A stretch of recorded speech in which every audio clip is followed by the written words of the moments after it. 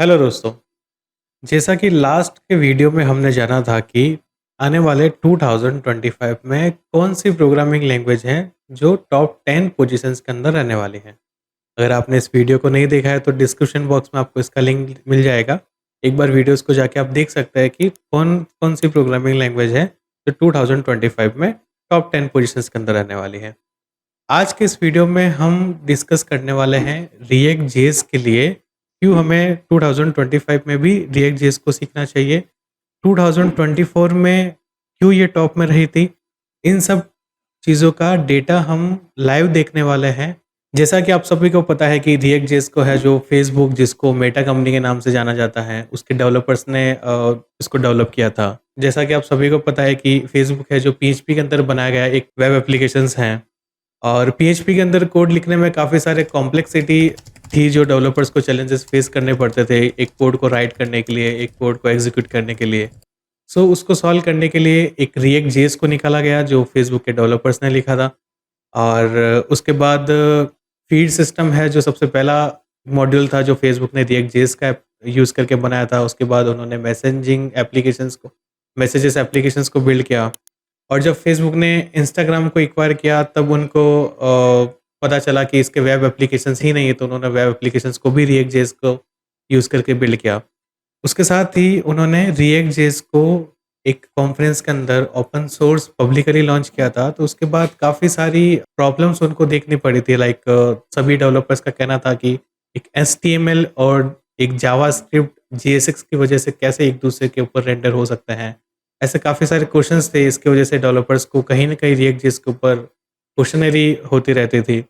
फिर धीरे-धीरे इसका ट्रेंड चलता गया और धीरे-धीरे रिएक्ट जेएस है जो मार्केट में एक पॉपुलर लाइब्रेरी के रूप में निकला।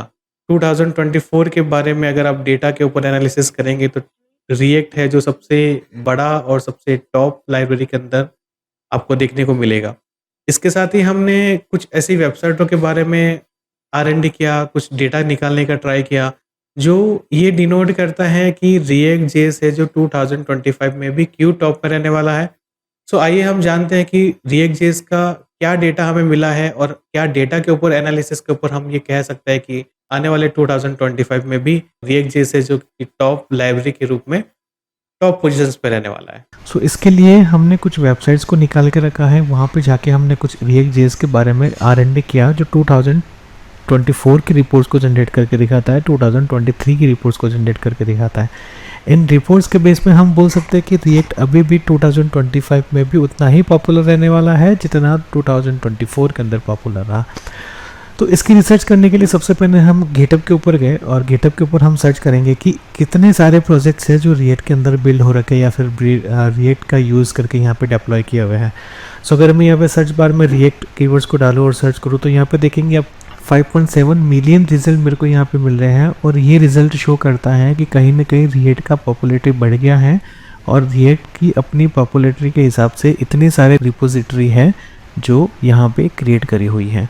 अभी ये कुछ रिपोजिटरी आपको रिएक्ट नेटिव की भी मिल सकती हैं और गिटहब से हम पता लगा सकते हैं कि रिएक्ट कितना पॉपुलर था। तो अगर एक लाइब्रेरी के लिए, एक सिंगल लाइब्रेरी के लिए इतने सारे रिजल्ट अपने को मिल रहे हैं तो हम ये बोल सकते हैं कि कहीं ना कहीं रिएक्ट का दबदबा या फिर कहीं ना कहीं रिएक्ट है जो एक मार्केट में पॉपुलर लाइब्रेरी के रूप में जाना जाता है। उसके बाद हमने रिसर्च किया स्टैक ओवरफ्लो के ऊपर। सो स्टैक ओवरफ्लो एक सबसे बड़ा फॉर्म है जहाँ पे आपको टेक्निकल के, प्रोग्रामिंग के मोस्टली हर क्वेश्चन के आंसर यहाँ पे मिल जाते हैं। सो यहाँ पे भी हमने सर्च बार के अंदर हमने रिएक्ट टैग को सर्च किया। सो यहाँ पे रिएक्ट सर्च करते हैं और इसमें से हम टैग को सेलेक्ट करते हैं। लाइक सर्च बार में मैंने रिएक्ट को डाला और यहाँ पे आप देखोगे तो यहाँ पे रिएक्ट से रिलेटेड बहुत सारे आपको टैग्स मिल जाएंगे और हर टैग के अंदर ऑलमोस्ट आपको लाखों के अंदर पोस्ट किए हुए क्वेश्चंस का डेटा मिल जाएगा। ये आपका रिएक्ट जेएस का है, ये आपका रिएक्ट नेटिव का है, रिएक्ट का हुक का है।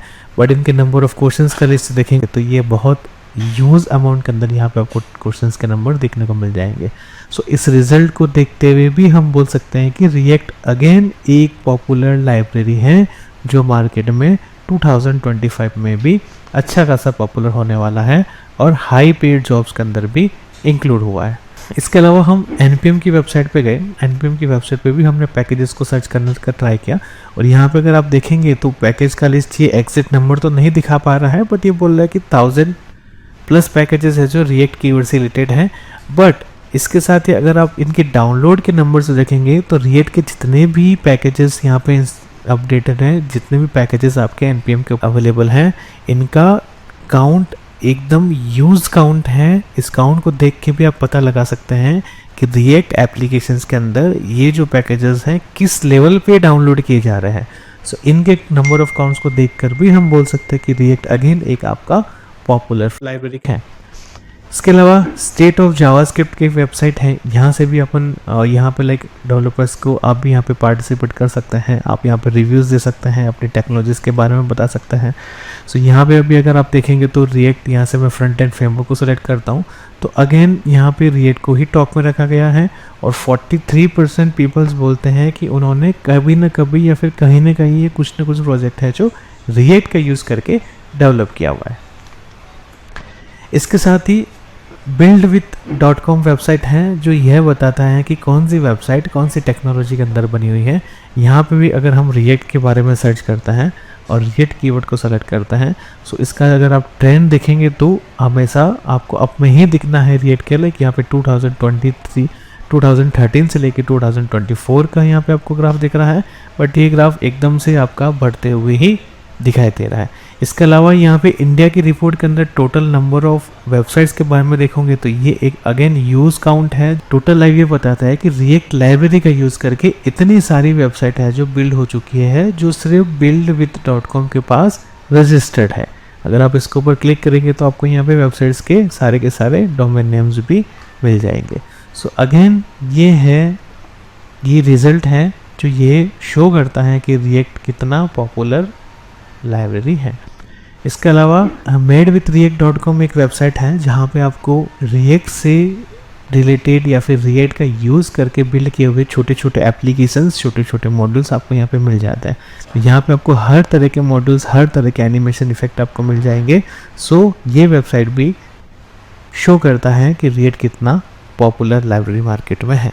सो इन सब रिजल्ट को देख के हम बोल सकते हैं कि रिएक्ट जिस तरह से 2024 के अंदर ग्रोथ हुआ उसी या फिर उससे ज़्यादा ही 2025 के अंदर ग्रोथ करने वाला है।